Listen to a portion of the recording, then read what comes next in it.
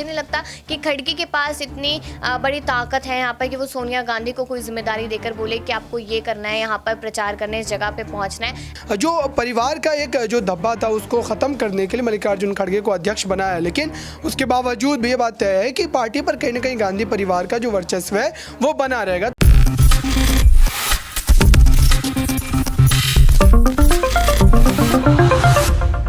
नमस्कार, आप देख रहे हैं नेक्स्ट 9 न्यूज़ में हूं आपके साथ दीपक गुप्ता। सत्ता के खेल के खास प्रोग्राम में चर्चा करना चाहेंगे सोनिया गांधी से जुड़ी तमाम बातों को लेकर।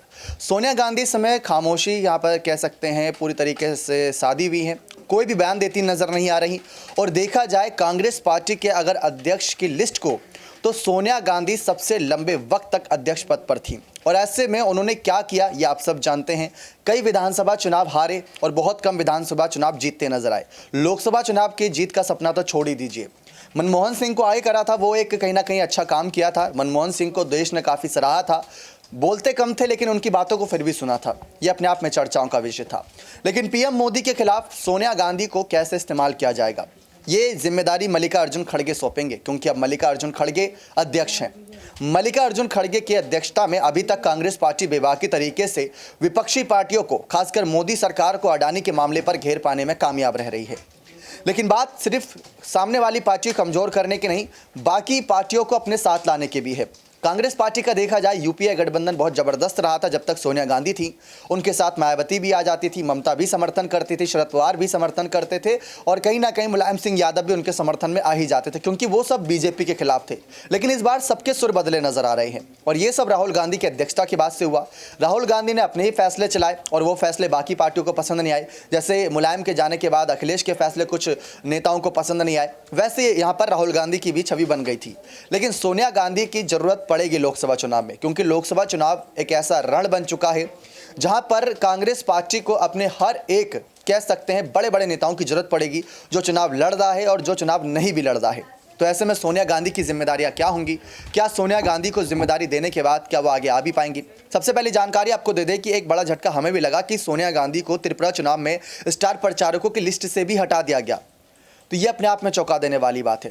तो चलिए शुरू करते हैं सत्ता के खेल में। अपने इस खास प्रोग्राम में किस तरीके से सवाल जवाब क्या रहेंगे, सोनिया गांधी से जुड़ा पहला सवाल यहाँ पर कशिश से लेना चाहेंगे। जैसे जैसे जिम्मेदारियाँ लगातार बढ़ेंगी, प्रियंका गांधी की जिम्मेदारी बढ़ चुकी है, राहुल गांधी की जिम्मेदारी बढ़ चुकी है, सोनिया गांधी को बहुत एक्सपीरियंस है और मोदी सरकार को अगर हराना है या सरकार गिरानी है, सोनिया गांधी की जरूरत बहुत ज़्यादा पड़ेगी। लेकिन सोनिया खामोश है। तो अध्यक्ष खड़गे की भूमिका आप कैसे देख रहे हैं कि उनको जिम्मेदारी देंगे या रिमोट कंट्रोल बनकर सचमुच रह गए हैं खड़गे? देखिए, मुझे नहीं लगता कि यहाँ पर सोनिया गांधी को कोई जिम्मेदारी दी जाएगी और उन्हें ज़रूरत भी नहीं है जिम्मेदारी की। वो बिना किसी जिम्मेदारी के आगे बढ़ सकती है, मैदान में उतर सकती है और यहाँ पर जो लोग खड़े होंगे पार्टी के, राहुल गांधी हो या फिर बाकी अन्य यहाँ पर नेता हो, तो उनके लिए यहाँ पर प्रचार प्रसार करती हुई नजर आ सकती है। मुझे नहीं लगता कि खड़गे के पास इतनी बड़ी ताकत है यहाँ पर कि वो सोनिया गांधी को कोई जिम्मेदारी देकर बोले कि आपको ये करना है, यहाँ पर प्रचार करने, इस जगह पे पहुँचना है। ऐसा तो कुछ भी होता नजर नहीं आएगा। लेकिन ये फर्क राहुल गांधी को जरूर पड़ेगा कि अगर सोनिया गांधी मैदान में उतरती है और उनके लिए प्रचार प्रसार करती है तो यहाँ पर आसानी से लोग उनकी बातों में भी आएंगे। क्योंकि आप देखिए कि 2014 से पहले भी सोनिया गांधी, राहुल गांधी, प्रियंका गांधी ही मैदान में नजर आते थे। तो इस बात का फायदा यहाँ पर वो लोग उठाते नजर आएंगे। और जिस तरीके से भी तबीयत लगातार यहाँ पर सोनिया गांधी की खराब हो रही है, तो उसको लेकर कहीं ना कहीं लोगों के मन में उनके लिए एक इमोशनल फीलिंग भी यहाँ पर नजर आ सकती है कि माँ की तबीयत लगातार खराब है, लेकिन अपने बेटे के लिए इतनी कड़ी धूप में भी और यहाँ पर सर्दी भी जब आएगी तो यहाँ पर उतर के लगातार प्रचार करे, तो नॉर्मल सी बात है कि यहाँ पर जनता का समर्थन सोनिया गांधी को मिलता नजर आएगा। बहुत बहुत शुक्रिया। लेकिन अब सीधा सवाल यहाँ पर अबरार से रहेगा, इनके लिए आसान कर देते हैं। जैसे अगर बात करें महिलाओं की, तो महिलाओं में हम देखते हैं, सशक्त महिलाओं में भारत के कुछ राजनीतिज्ञों में मायावती का नाम सामने आता है, ममता का नाम सामने आता है और इसी में सोनिया गांधी का भी नाम सामने आता है। मायावती, ममता किनारा करती नजर आ रही है कांग्रेस पार्टी से, आप भी देख रहे हैं। और इसी के साथ साथ कई और पार्टियां भी हैं जिनमें महिलाओं की भूमिका बहुत ज़्यादा अहम रहती है। अब अगर हम पीएम मोदी की बात करें, जब भी कोई विपक्ष निशाना साधता है, ये कहता है कि किसी अन्य समाज को आगे नहीं बढ़ने दे रहे, तो बार बार ये जिक्र कर देते हैं कि हमने राष्ट्रपति पद पर एक आदिवासी महिला को बिठाया, तो वहाँ पर वो खेल जाते हैं। लेकिन सोनिया गांधी की जिम्मेदारी आप कैसे देख रहे हैं कि बेटे राहुल को आगे पीएम पद तक का सफर ना सिर्फ तय कराना बल्कि जिताने के लिए मायावती, ममता, केसीआर, नीतीश, इन सबको क्या साथ ला पाएंगे? क्योंकि सोनिया का अच्छा खासा बॉन्ड था एक समय पर, राहुल के आने के बाद थोड़ा सा बॉन्ड टूटा, तो क्या सोनिया गांधी वहाँ पर कामयाबी पाएंगी? देखिए, सोनिया गांधी लगातार कांग्रेस पार्टी के अध्यक्ष पद पर रहते हुए पार्टी को जिस तरीके से लगातार आगे बढ़ाया, यूपीए 1 यूपीए 2 की सरकार में उन्हीं की अध्यक्षता में कांग्रेस पार्टी लगातार सत्ता का हिस्सा रही। लेकिन आखिरकार उसके बाद कई सालों से लगातार बीमारी की वजह से आखिरकार जिस तरीके से पार्टी के भीतर से भी ये सारी आवाज़ें आनी शुरू हो गई थी, जब G23 के तमाम मेंबरों ने ये बात कही थी कि कहीं ना कहीं सोनिया गांधी को अपने पद से हट जाना चाहिए, किसी और को जो है अध्यक्ष बनाना चाहिए। उसके बाद ही मल्लिकार्जुन खड़गे को लेकर के चर्चाएं शुरू हुई थी। तो ये सारी चीज़ें बतलाती है कि अब कांग्रेस पार्टी के नेतृत्व को संभालना या फिर से उसी जो है एक तरीके से रणनीतियों के साथ सोनिया गांधी का फील्ड में उतरना, ये बिल्कुल भी असंभव लग रहा है, क्योंकि सोनिया गांधी अब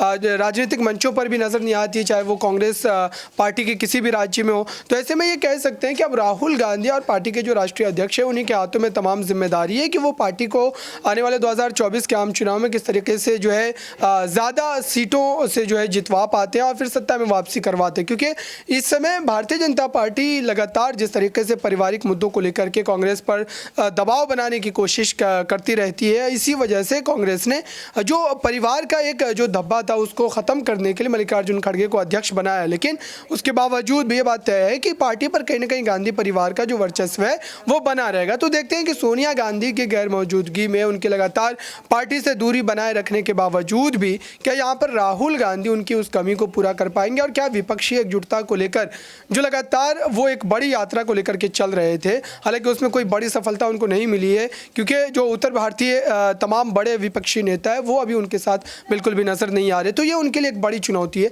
कि 24 से पहले किस तरीके से विपक्ष को एक मंच पर लाकर खड़ा करते हैं। जी, सोनिया गांधी का एक बयान बहुत वायरल हुआ था जब उन्होंने कहा था कि वो राहुल और प्रियंका को राजनीति में आने नहीं देंगी, अपने बेटे को इस दलदल में नहीं फंसने देंगी, अपनी बेटी को इस दलदल में नहीं फंसने देंगी।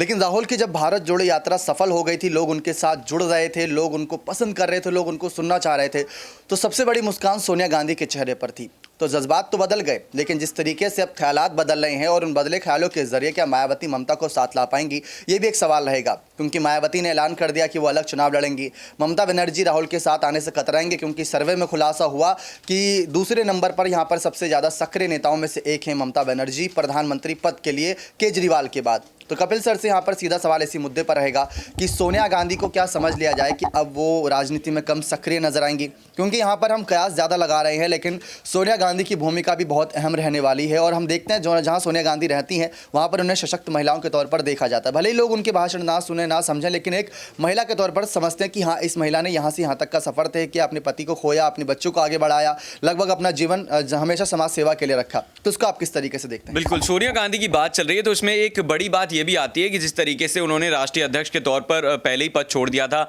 और अगर पार्टी से वो कहीं ना कहीं किनारा करती हुई नजर आ रही है, तमाम जिम्मेदारियां उन्हें यहाँ पर नहीं दी जा रही हैं, तो ये भी माना जा सकता है कि बीजेपी जिस तरीके से आरोप लगाया करती थी कि ये गांधी परिवार है, जो पार्टी है उसमें कहीं ना कहीं परिवारवाद है, सोनिया गांधी, प्रियंका गांधी, राहुल गांधी, तो अब कहीं ना कहीं वो साइडलाइन हो चुकी हैं। और मल्लिकार्जुन खड़गे जो है वो राष्ट्रीय अध्यक्ष का पद निभा रहे हैं। राहुल गांधी और प्रियंका गांधी सिर्फ दो ही, अब अगर गांधी परिवार की बात करी जाए तो दो नेता बचते हैं, और वो भी उतने ज़्यादा एक्टिव नजर नहीं आ रहे, क्योंकि प्रियंका गांधी अब हाल ही के दिनों में अगर हम देखें तो कहीं भी ज़्यादा दौरे करते हुए, बैठक करती हुई नजर नहीं आ रही हैं।